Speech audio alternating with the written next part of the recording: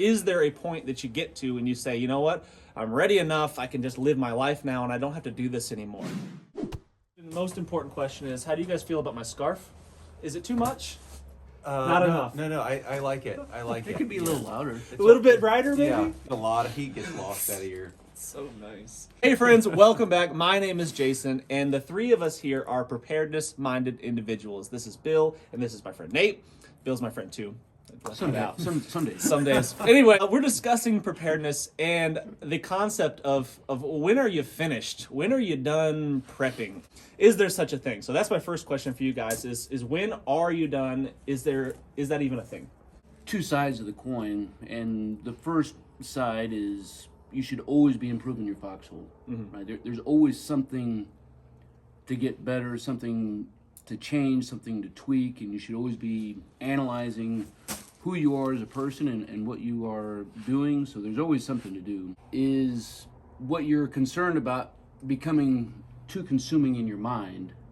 And I see a lot of people out in the world who just are absolutely ape-tastic about things, but don't stand ready to do the ordinary and the daily. So there should always be a little bit of a friction in there. If I need to do more, but do I really need to go out and buy a $5,000 set of NVDs to get ready for something when there's probably better applications for that $5,000? When they won't do push-ups or Right. run. Yeah. Yeah. So Nate, what are your thoughts? Are you ever done? Is there a point where you say, like, I've got this many bags of rice and beans, you know what, that is enough? Yeah. Jesus tells us, don't worry, and then goes on, don't get caught up in anxiety, don't worry, and then goes on and and expresses his frustration at the human beings around him and says, but also don't be foolish, be wise. What's wrong with you people, he's saying. You can look at the clouds in the sky and you can anticipate what's likely going to happen next and take appropriate steps. Get an umbrella, whatever. Why can't you do that with the rest of life? So don't give in to fear. Don't be worried. But also don't be foolish. And then the third thing is that he's always saying, teaching us to love people. And the way that I see that playing out is you've got people that they cannot look at reality because it scares them too much. It stirs up anxiety too much. And so anytime there's something that might make them begin to realize that we're all kind of living on a cruise ship, we're living on life support. In our community, it takes 30 semi-trucks every week to keep everybody alive, and there's 1,000 different things that could interrupt that in a catastrophic way.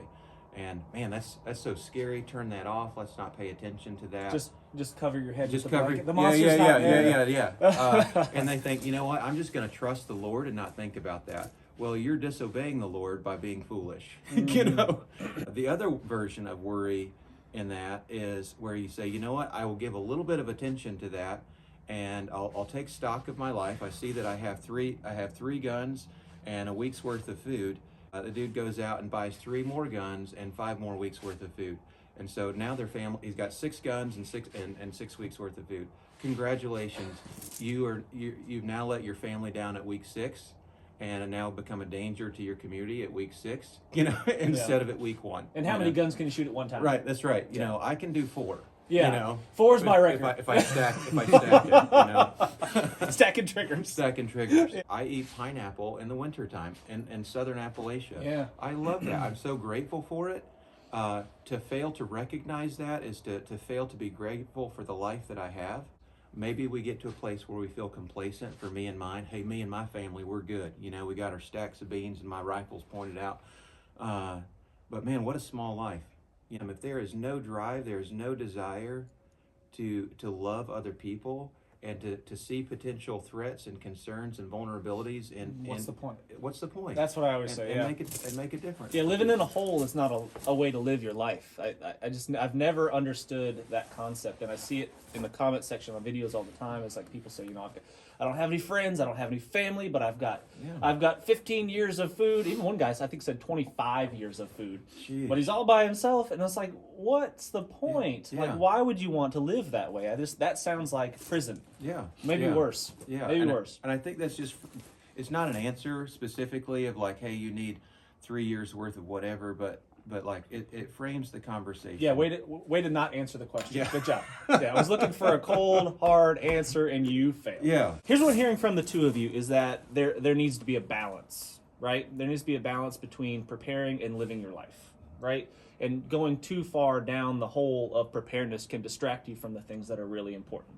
Is that kind of what I'm picking up from you guys? Yeah, no doubt. If we all look back at our lives and the things that we've spent money and time on, and all of the junk that we bought, all of the crap things that we invested our time in, and said, you know what, it would have been better had I known then what I know now to maybe wait an extra 6 months or an extra year to invest in something that I know is going to do. So there's a lot of experimentation, and I don't want to discredit anybody from trying new things, but sometimes some of those bigger purchases, you got to wait and really do some research and get some hands on some things The before buy once, cry once kind of premise. exactly. Should you prep for other people? So this is a tough one, and I think this is oftentimes argued on the interwebs is, should you be preparing for other people? When I say other people, I mean close family, brothers and sisters and close friends and people in your local community. Should you be preparing for those people as well? So let's say I get to a point where I feel comfortable with my own family's preparations. I get to you can never be done in my opinion, but let's say I get to a comfortable point. Should then I start focusing on preparing for the other people around me? And you're right, because I see it in my channel down in the comments, like, screw all your neighbors. You can't trust anybody. You can't do it. Yeah. Oh, by the way, before I forget, you are Bill Stoker. Your channel Most is days, Stoker-matic. Stoker-matic. Stoker-matic. That's right. All Like automatic. Not Or like hydromatic. automatic, but Stoker. That's right. Okay, look him up. One of the best ways to prepare for other people is to live and walk alongside them. Get to know them.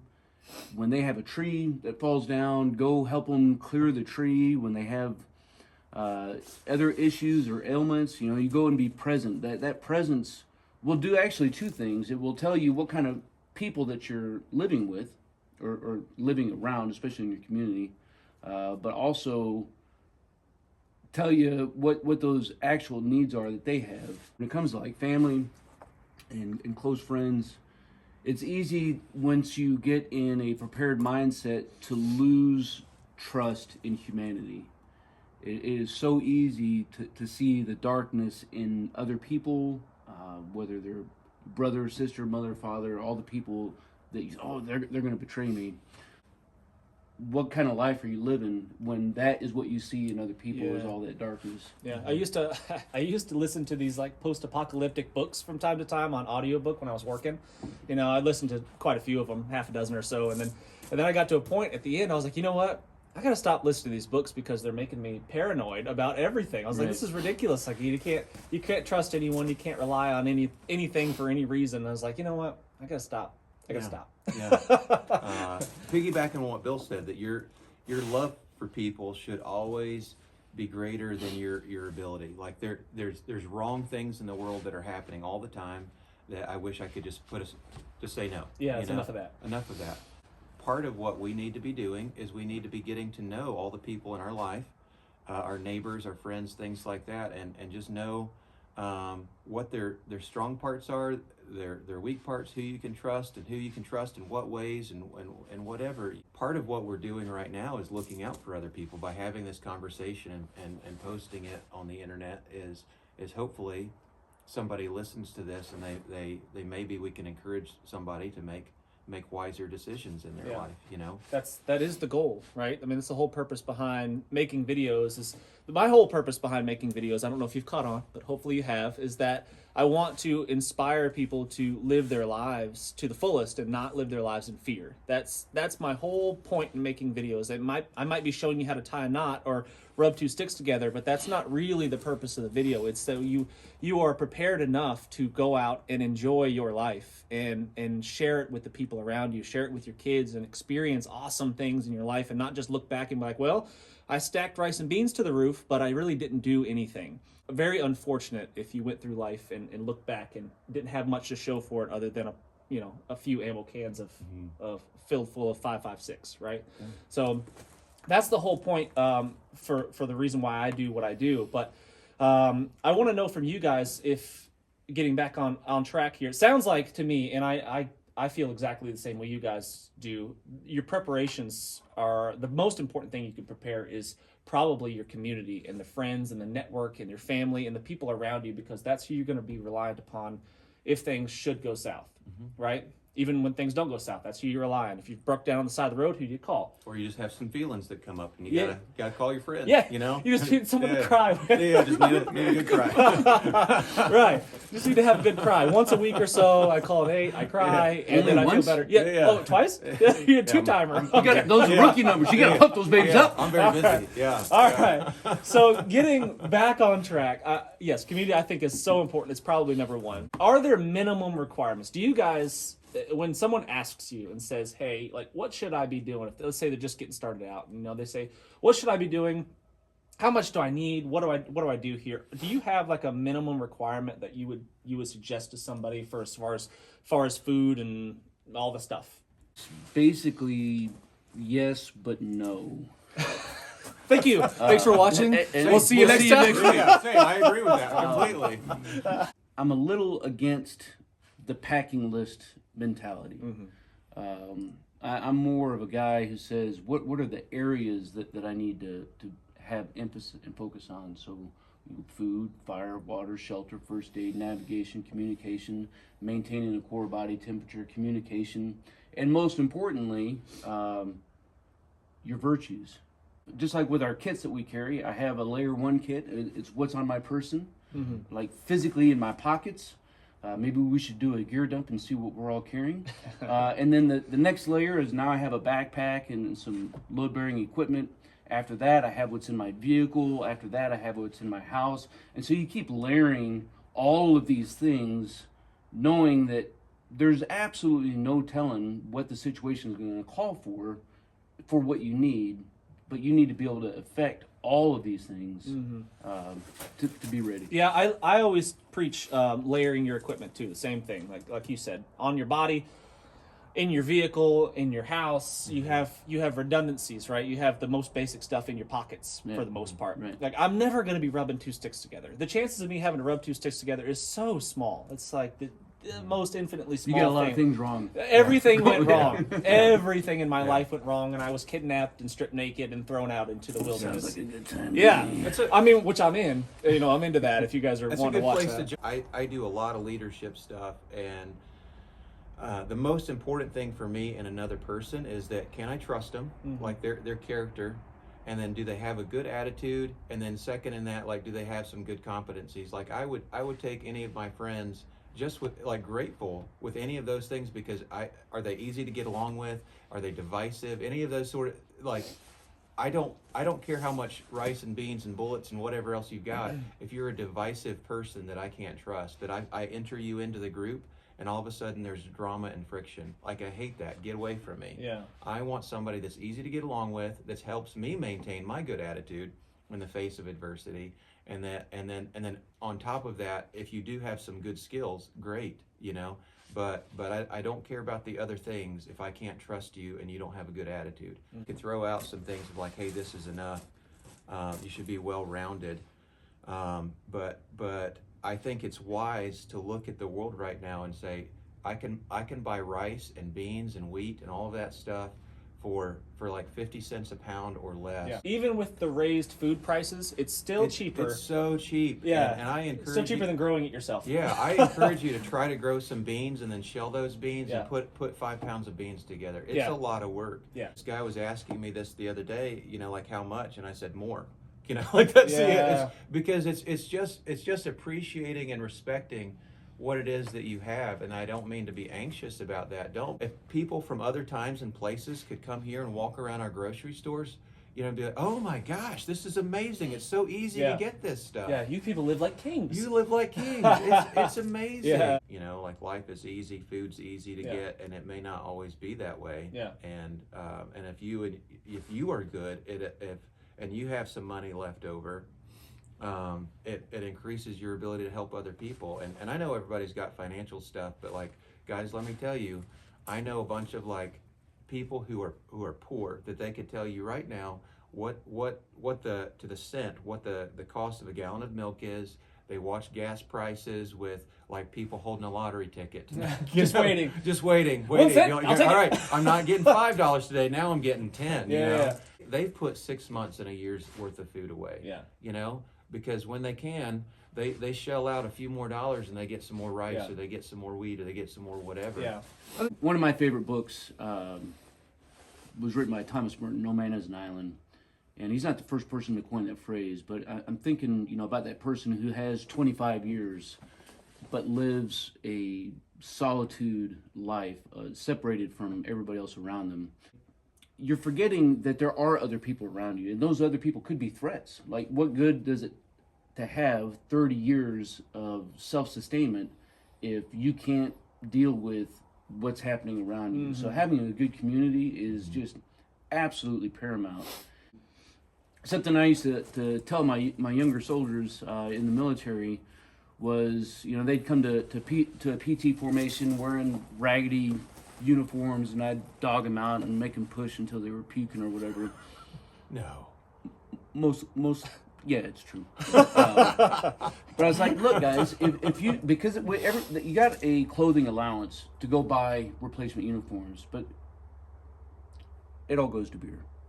If we're being honest, it all goes to beer. If you said, this paycheck, I'm gonna go buy one set of shorts, one set of uniform item, one new piece of headgear, one new set of patches or whatever.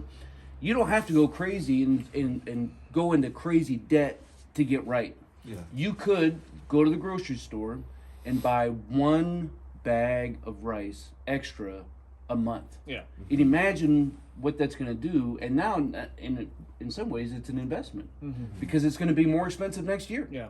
And so now you're actually saving money by being able to work like I'm this. a big fan of that as well. But what do you think about the sense of urgency? A lot of people right now, especially with things that are going on in the world, understandably have a real sense of urgency, and they feel like I've got to make all this happen right now. And it seems very overwhelming. What would you say to someone in that situation right now? Great, yeah. Have your sense of urgency. Don't do something stupid in that, like buying 3 more guns when you've already got 3 instead of food. If you look at white rice and wheat, it never goes bad. They found wheat from 5,000 years ago in clay pots in Egypt that's still germinated, which means it has nearly its full nutritional value or its full nutritional value. Great. It costs about $2,000 to put the nutritional value, the caloric needs for a family for a year away. A family for 1 year, about $2,000, and that includes containers or whatever else. Do that. Do it. Like what you're going to run out of. You're going to be space concerned, but like figure that out. And the neat thing about those, like those 2 things, like you don't have to worry about rotation of this and rotation of that, and if things are going to go bad, it's not going to go bad. Is it a well-rounded diet? No, but it's a lot better than starving. You won't starve. Yeah. You'll have a nutritional deficit that you can solve by foraging, or doing a very simple garden, but you're not going to starve. Yeah. And that's Agreed. huge. Yeah, starvation is a terrible, terrible way to go. I mean, it is slow, it is boring, it is pretty rough. Yeah, I've been very, very hungry before, and it is a sad state of existence where you're just laying there and you have zero energy to get up. Just to stand up off of the ground is a monumental task when you haven't had any calories in your body for an extended I've period seen of time. starving people. I've seen starving children. It's horrifying. Yeah. I've seen my kids when they've been sick. They get hollowed out in one day. Yeah. Like they're scrawny little kids. Skinny little kids don't have much in the tank. Mm-hmm. Yeah, no reserves. Yeah. Sorry about the rooster. Yeah. Deal with it. It sounds like there really isn't a minimum requirement. When someone asks me and they say, hey, how much should I get, whatever, I generally throw out some ballpark numbers. I'll generally say, I think you should have a minimum, absolute minimum of 3 months supply of food for yourself and your family. 3 months, absolute minimum. And then you should have a steady supply of water. If a renewable source of water, clean drinking water, and a way to filter it, or however you plan on doing that. And if you live in the city, that's a lot more challenging than most people would probably anticipate. So right now, think about your situation. If you live in an urban area and you are supplied city water, if that stops flowing for some reason, or it's contaminated and they tell you to stop drinking it, what will you do? If you don't have an answer to that, you need to come up with a solution to that problem right now. So those are kind of my minimums. You need to have minimum 3 months supply of food. I don't think that's quite enough, but it's absolute minimum. And you need to have water. If you need 3 months worth of food, if you need 6 months worth of emergency food because it's not in the grocery store, you need 2 years worth of food. Yeah. We know enough about how fragile our society is and all those sort of things. Like if there hasn't been the food trucks coming, then you need it. You're in it for the long haul. There is no like 6 weeks of eating beans and rice in a disaster situation, and with no signs of help, and it's not the long term. Yeah, but here's the thing though. So what are we preparing for, right? So I've got another friend that has mentioned comments like he's spent his entire life, preparing, right? He's been a hardcore prepper his whole life. He's got all the stuff. He's doing the radios and all the stuff. Yeah. Right. But he says discouragingly that what am I preparing for? What if I end up dying, because he's getting a little bit older? What if I end up dying and nothing ever happens? Like it'd be almost a disappointment that if the lights never go out, like bummer, like I've wasted my time, I've wasted my life doing this stuff. We spend our money and our time on things that's just inefficient. If you spend $2,000 on a year's worth of rations, and you have a 22 a Ruger 1022 rifle, and a way to get water, like you're largely done. Yeah. You're like in the top percentile of preparedness. Yep. So, and the thing I like about that is that people that are broke poor, they can work towards that. You have a way to defend yourself, a way to say no effectively, a way to feed your family. You have to answer the why first. If the why to why you are living a self-reliant, prepared lifestyle is to be prepared for this cataclysmic event, you're wrong. Your why should be to love my family, to love my neighbors, and the effect of that is this. So if this cataclysmic event never happens, it was never a waste, because you spent your entire time investing in yourself, in who you are, in your family, and in your friends. Yeah. So that's how you make it all worth it. Yeah. DPS to that. Yes. Yes. Yes. Exactly. Yeah. Yes. Yeah. The our what about the challenging times that we face today? Something, again, a little dogleg into that is you could look at every armed conflict throughout history in the locations where these conflicts are taking place, both now and in the past, and life continues to happen. People are still going to work, factories are still firing up. There may be some hardships when it comes to food, there could be some bread lines or whatever the case is, but life continues to happen. Is it going to be the doomsday books, novels that we read? Who knows? Yeah. But odds are, no. Probably not. Probably not. Yeah. Yeah. Yeah. I know quite a few people that are anxiously awaiting the day when the lights go out, and they're a little bit disappointed when the lights come back on.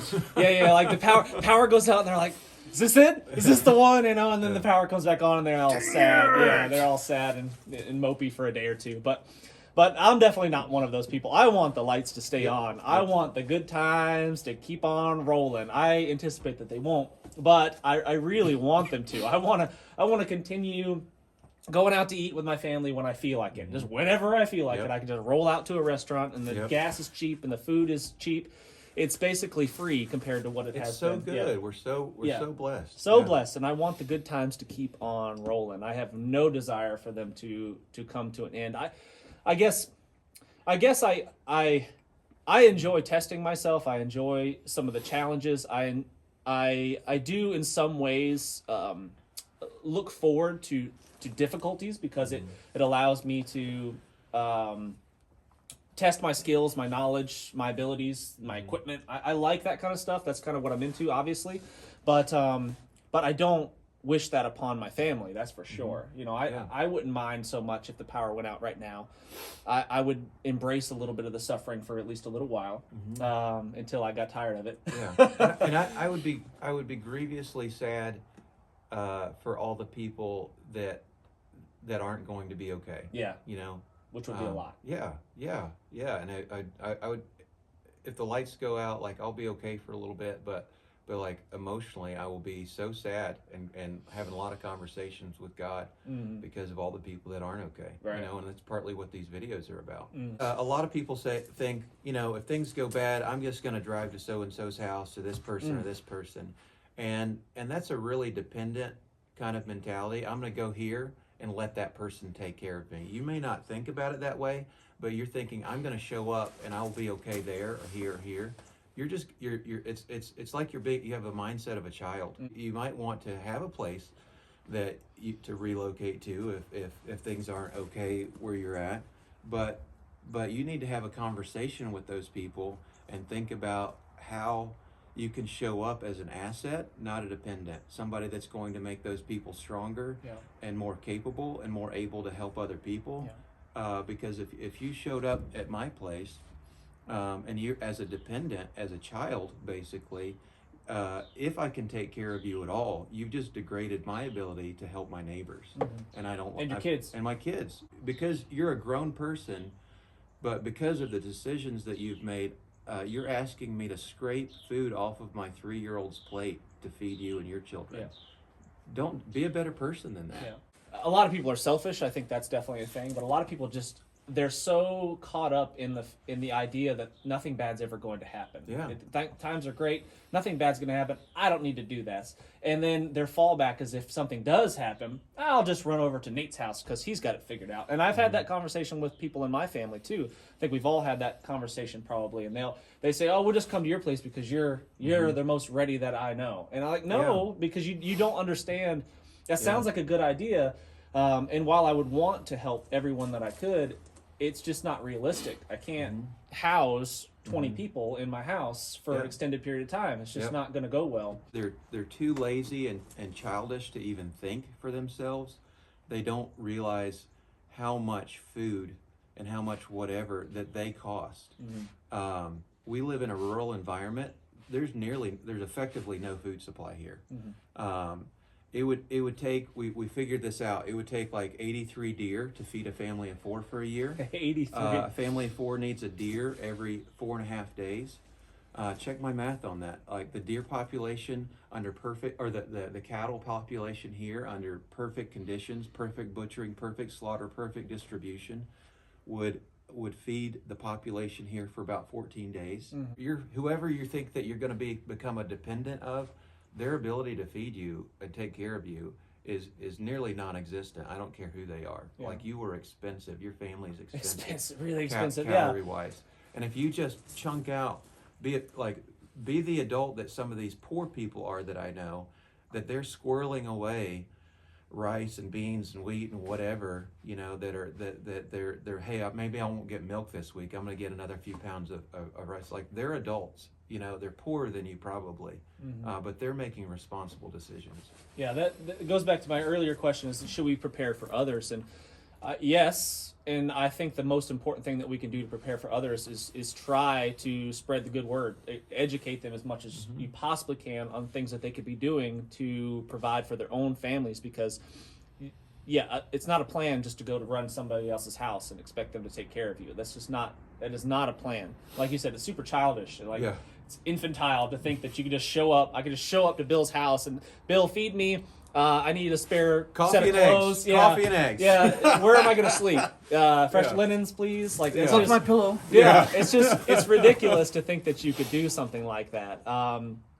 So the most important thing that we can do to help is spread the message that preparation is key, and you need to provide for your own family. Bugging out, the whole bug out thing, yeah, that is like the worst case scenario. I mean, that's not even on my radar. Go watch along. Yeah. See how well That's not even, it's not even like on my list of to-dos, bugging out, because I have kids, I've got smaller kids, and like, it's just, where are you gonna go? We're gonna go to, maybe if my house gets burnt down, maybe, okay, house burnt down to the ground, I got nothing, then yeah, I'll head somewhere else and head to some shelter somewhere else. But otherwise, it's just it's an illusion that a lot of people have, that you're going to run off into the woods and live off the land. You will die a slow, sad, miserable death. Yeah. I think, the way to do some self-assessment, some takeaways from here, I would call it like a trinity of survival. So you could take any task, any situation, and say, what stuff do I have? What's that kit that I have? What's the knowledge that I have about a particular situation, just the cognitive knowledge, and then what's my experience? And if these are 3 rings, wherever these 3 rings overlap each other, you're doing okay. Mm-hmm. But if only 2 overlap, if I only have some gear and I have some knowledge, then you're probably not as prepared for a specific task. Or if I only have some knowledge and I have some experience, but I don't have the kit, I don't have the gear, again, you're lacking. You might be able to fake your way through it. The 3-legged stool will fall over. Okay. But do that. Take a specific, how am I going to stay warm? How am I going to provide medical help or relief for somebody if I expect that the hospitals are going to close? Like, you're fooling yourself if you think that a tourniquet is all that you need, right? You need more than that. Yeah, I've heard that comment before. Like, I've got a tourniquet. That's all we need. Like, okay, what do you do now? Like, okay, tourniquet's on the guy. Now what? You just go back to work with your tourniquet on. Have a great day. Yeah. I think the key is to educate the people around you. Have a balance in your life when it comes to preparations. Don't dump all of your eggs into one basket. Balance that stuff out. If you need to have a steady supply of water, clean water. You need to have some food put aside. You need to have a way to defend it. You need to have medical supplies. And all this sounds overwhelming, but you need to start nice and slow. I would say not get overwhelmed by the huge list of things that all the prepper channels tell you that you have to do, including this one. You need to pace yourself, choose wisely, make good decisions, and start today. Sound good? Sounds good. All right. Awesome, guys. Thanks so much for watching. Really appreciate it. We'll see you on the next one. I'm Jason Salyer with Survival Dispatch. As a Survival Dispatch insider, you'll be able to gain the knowledge, the skills, and equipment necessary to protect your family when it really, really matters. They'll provide crucial information on such things as stockpiling food, medical necessities, communication plans. You will receive specific, actionable plans. You can deliver proven techniques to help you get home, shelter in place, or bug out safe.